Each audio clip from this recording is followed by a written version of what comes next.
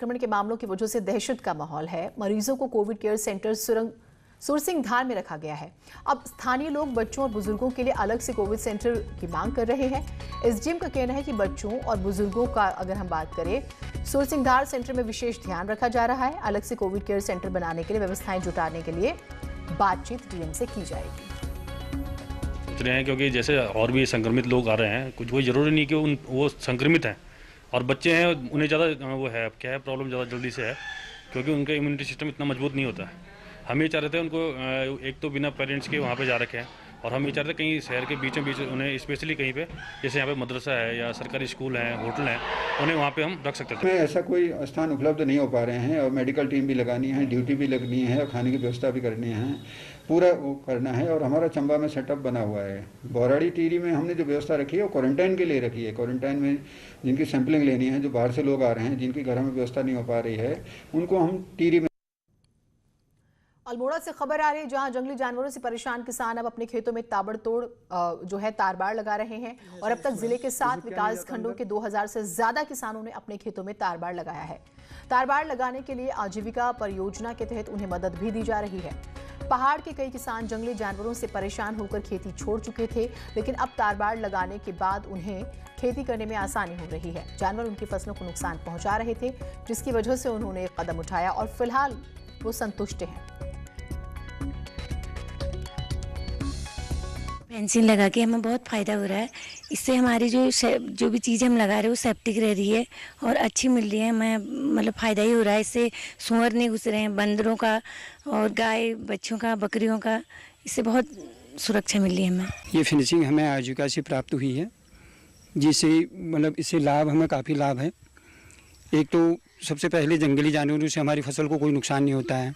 सब्जी लगाते हैं उसमें कोई नुकसान नहीं कर पाता। बंदर है, सूअर हैं, ये इत्यादि चीज़ें हमारे इस फिनिशिंग से अंदर नहीं घुस पाते हैं। जंगली जानवरों से बचाने के लिए और फसल को कैसे उत्पादन को बढ़ाया जाए, उसके लिए हमारी परियोजना में एक फेंसिंग की गतिविधि की जाती है।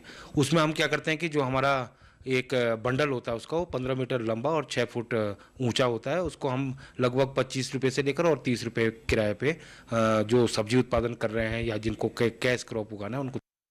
कॉर्बेट टाइगर रिजर्व अपनी जैव विविधता के लिए प्रसिद्ध है। बाघों के इस गढ़ में सैलानी बाघ देखने तो आते ही हैं, साथ ही इस क्षेत्र में तितलियों का सुंदर संसार भी मौजूद है, जिनकी इन दिनों गणना की जा रही है।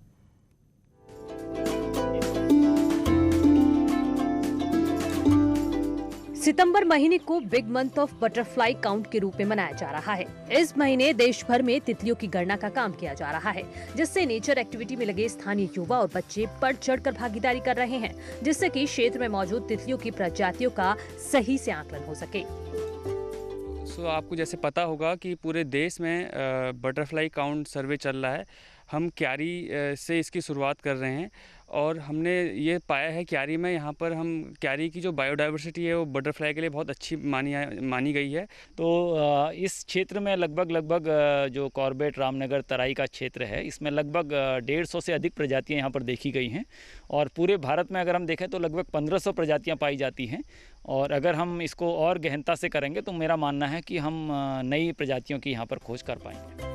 तितलियों के सुंदर संसार में युवा अपना भविष्य देख रहे हैं। कॉर्बेट में आने वाले अधिकतर सैलानी बाघ देखने या फिर बर्ड वॉचिंग के लिए पहुंचते हैं, जबकि यहाँ रंग बिरंगी तितलियों का सुंदर संसार भी है।